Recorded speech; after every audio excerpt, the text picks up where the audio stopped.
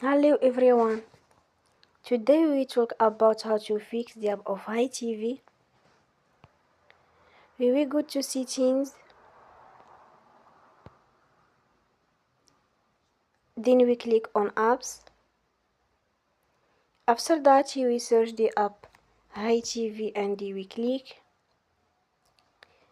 They will on for stop. After that we go to storage. Then we click on clear cache.